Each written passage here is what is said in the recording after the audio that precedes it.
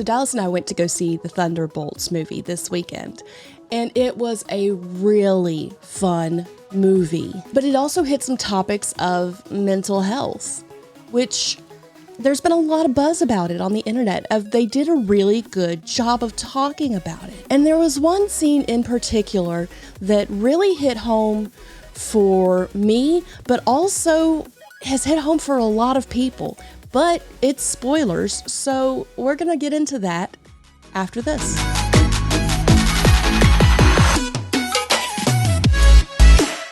Hello and welcome to Geek Devotions, the show from devoted geeks who are devoted to letting people know that they are loved. I am Celeste, and we are so glad that you have hit play today. Do me a favor, hit the like button, hit the subscribe button, but if you don't watch past this point, know that you are loved, you are cared for. There is a plan and a purpose for your life. Okay, well, let's get into the devotion. So in the movie, there is a character named Bob.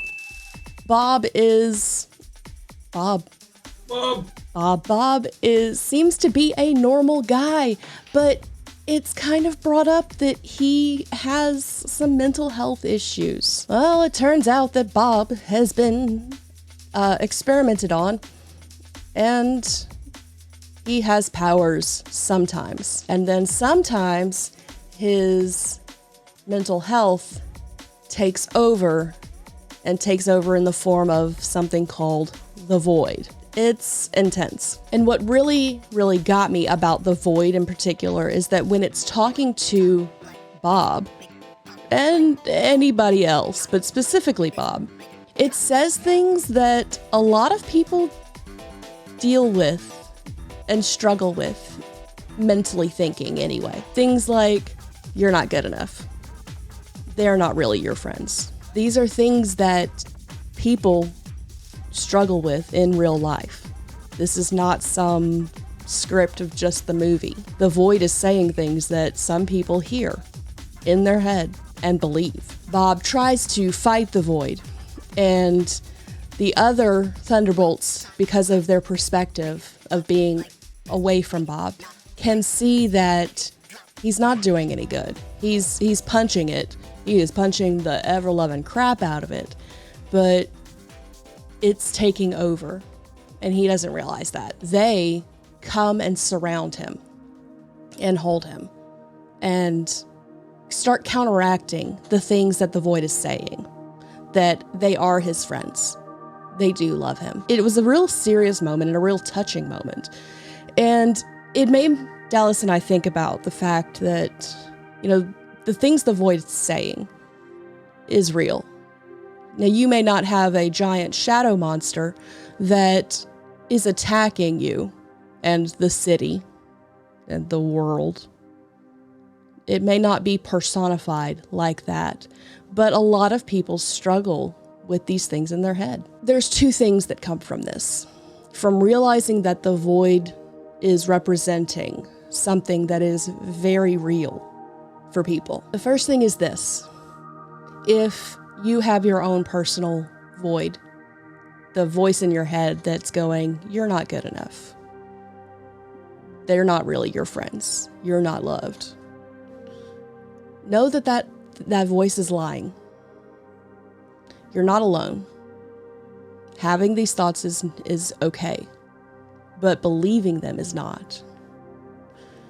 There are people who care about you, and there is a God who loves you and does not want you to be alone. And we see in Psalms as a reminder that this isn't even new. This is not a new thing in our society.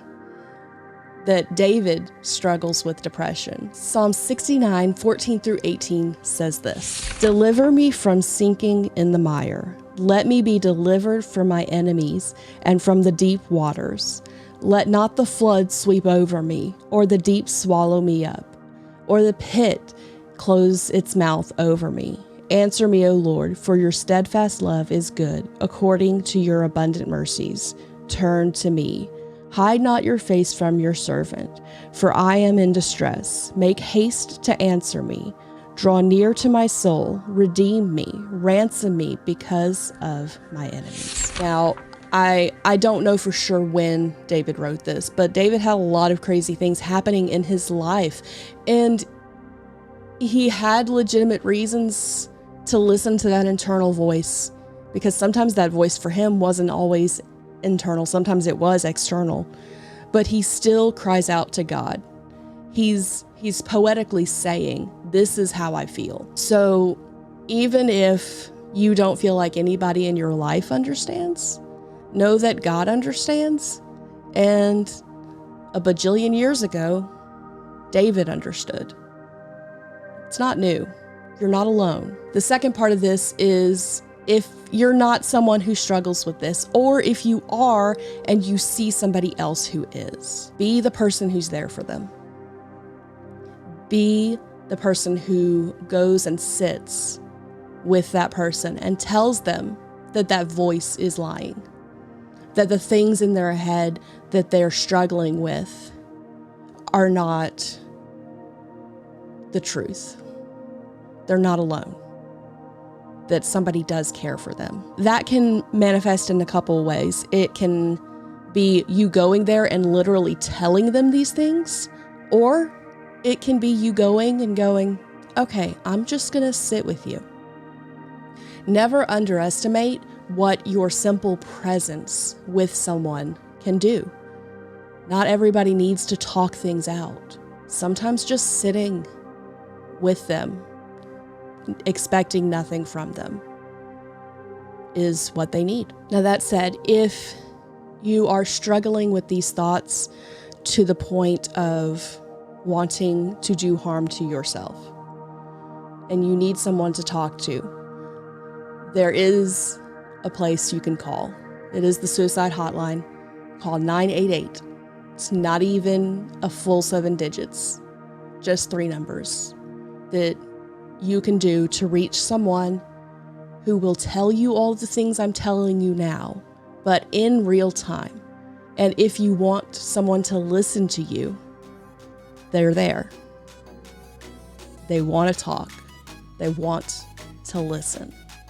You just have to call. Okay, guys, that was your devotion for the week. I know it was kind of a heavier one, but the subject matter is heavy, so it happens. I'm not Kevin Feige. I can't. Is that how you say his name? Feige. Sorry, Kevin. I'm not Kevin, so I can't mix heavy stuff with light stuff as well as he did in the Thunderbolts movie. Oops. But it is now time for the question of the week. The week.